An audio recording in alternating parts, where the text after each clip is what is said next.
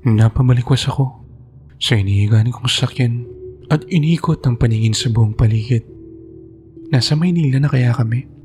Tanong ko sa sarili. Nakaramdam ako ng pagkainis ni hindi man lang kasi ako ginising ng driver ng sinasakyan kong van.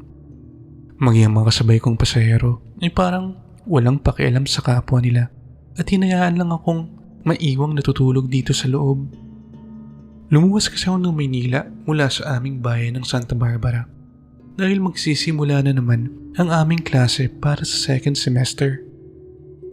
Sa Maynila kasi ako pinag-aral ng mga magulang ko at kasalukuyan akong tumutuloy sa isang boarding house. Maya-maya pa ay napatingin ako sa suot kong relo. 10:00 na pala ng gabi, sambit ko sa sarili ko. Nag-inat muna ako ng katawan at sinukbit ang daladala kong backpack at saka lumabas ng van. Napakalamig ng hangin na sumalubong sa akin. Lalo pa akong nadismaya nang makitang makulimlim dahil wala akong dalang payong. Oh, mabuti naman at gising ka na. Sambit ng isang boses lalaki. Nagulat naman ako rito at paglingon ko ay ito palang driver ng van ng sinakyan ko kanina. Manong, nandyan lang naman po pala kayo. Bakit hindi niyo ako ginising kanina? Tanong ko sa kanya. At bakit dito pa po kayo pumarada? Napakadilim dito. Dagdag ko pa. Napakadilim sa lugar na pinaradahan niya at mukhang sira pa ang mga streetlights. Mahimbing kasi ang tulog mo kanina, iho. Kaya hindi mo na kita ginising. 5 oras din ang naging biyahe natin kaya naisip kong pagod ka. Kaya hinayaan na lang muna kita. Paliwanag niya. Ay, okay lang po. Salamat po at pinagpahinga niyo ako. Sambit ko. Nasaan na po ba tayo? Parang hindi po kasi pamilyar sa akin ang lugar na ito. Tanong ko. Malapit na po ba tayo sa Sampaloc? Doon po kasi ang punta ko. Tanong ko pang muli. Nasa Santa Ana na tayo, Theo. Sambit naman ni Manong. Tigilan ako saglit at nagtaka kung paano nalaman ng driver ang pangalan ko. Pero isiniwalang bahala ko na lang. Nagsimula akong maglakad. Sa hindi kalayuan ay naririnig ko ang tunog ng mga sasakyan na nagmumula sa highway pero wala naman akong natatanaw. Sa tingin ko ay ilang metro din ang layo ng mga sasakyan mula sa kinilalagyan ko. Mabilis ang bawat pagakbang ko para kasing may kakaiba akong nararamdaman sa paligid. Bakit ba ganito ang pakiramdam ko? Tanong ko sa sarili ko. Nagsimula na ring umambon ng mga oras na yun kaya lalo pang lumamig ang hangin.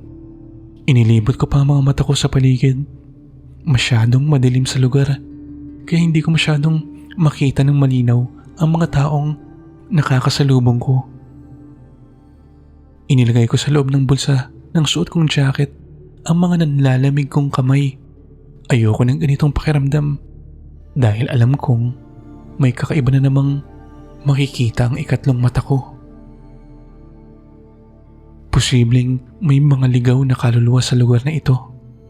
Alam ko ito dahil halos 10 taon na rin akong nakakakita ng mga kakaibang bagay na hindi nakikita ng normal na tao. Naisip ko na baka lumalayo na ako sa highway. Naisip kong bumalik pero gano'n na lang ang pagkagulat ko nang may mabangga akong bulto ng katawan.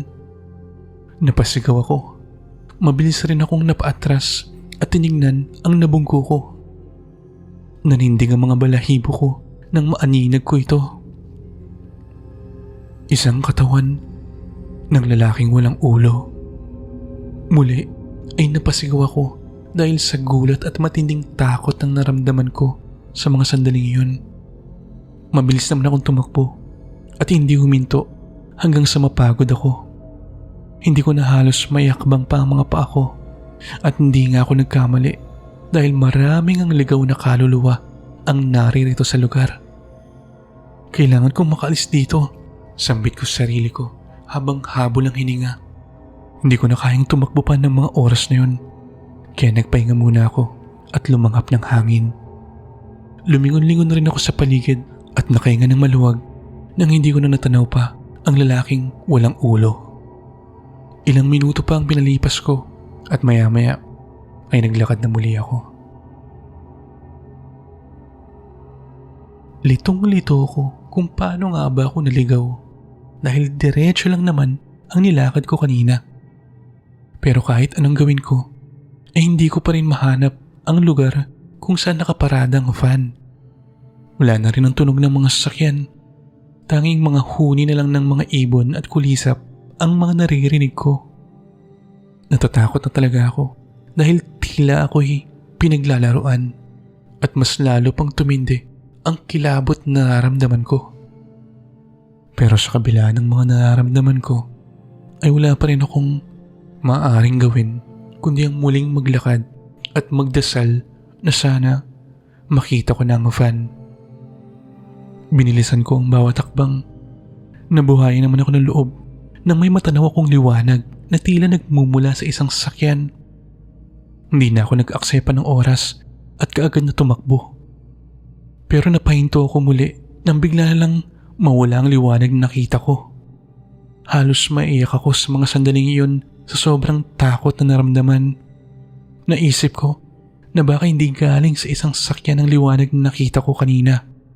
Muli ako naglakad pero muli na namang napahinto nang mapansin kong tila may sumusunod sa akin. Kaagad na nanindig ang mga balahibo ko. Hindi ko magawang lumingon dahil sa takot. Pigil hininga akong naglakad muli. Pinakiramdaman kong paligid pero nanlaki ang mga mata ko nang makita ang isang anino na halos nakadikit na sa katawan ko. Gusto kong sumigaw pero hindi ko magawa dahil walang boses ang lumalabas sa akin. Bigla lang may kamay na kumapit sa braso ko kaya naman napasigaw ako. Bitawan mo ako. Sigaw ko. Malakas ang nilalang na yun kaya hindi ko magawang makawala mula sa pagkakahawak niya sa akin. Takot na ako. Lalo na nang makita ang itsura ng nilalang. Isa itong babaeng nakadamit na kulay puti at butas ang mga mata. Sigaw akong sigaw pero walang ibang nakakarinig sa akin. Kahit anong gawin ko ay hindi pa rin ako makawala. Humigpit lang lalo ang hawak nito sa akin. Sumama ka sa akin, halika na, sumama ka sa akin, halika na. Saad ng babae. Halos mawala ako sa sarili nang marinig ko ang sinabi ng babae. Hinila ako nito. Saan mo ba ako dadalhin? Kinakabang tanong ko. Nagtataka ako dahil ang sabi ni Papa dati ay makikita ko lang ang mga ligaw na kaluluwa pero hindi nila ako magagalaw o mahahawakan. Pero ngayon ay kinakaladkad ako ng isang babaeng kaluluwa. Hoy, bitawan mo siya at lumayo ka sa kanya. Ngayon din, rinig kong sigaw ng isang babaeng sa tingin ko ay kaedad ko lang. Kitang-kita ko na sinabuyan ng holy water ng babae ang ligaw na kaluluwa. Kaya nabitawan ako nito. Ay nako, napakapasaway ng mga kaluluwang iyon. Sambit pa ng babae. Salamat sa pagtulong mo sa akin. Pasalamat ko. Wala yun. Ako nga pala si Abby. Pagpapakilala naman ng babae. Ako naman si Theo. Pakilala ko naman sa sarili ko. May third eye ka rin ba? Tanong ko kay Abby. Bata pa lang ako. Nakakakita na ako ng mga kaluluwa. Sagot niya. Pareho pala tayo. Sambit ko. Naglalakad na kami malapit sa highway. Sinabi ni Abby na taga rito sila sa Barrio Santa Ana. Kaya nagtaka naman ako kung bakit ganoon ang tawag dito. Nakita naming may mga taong nagkukumpulan kaya lumapit kami doon. Sinubukan kong magtanong sa pulis pero hindi ako nito pinapansin. Nainis ako kaya hinawakan ko ito sa braso. Pero ganoon na lang ang pagkagulat ko nang tumagos ang mga kamay ko sa pulis. Abby, bakit ganon? Sabihin mo, patay na ba ako? Tanong ko. Oo, Theo. Isa ka sa mga sakay ng van na yan. Sagot niya.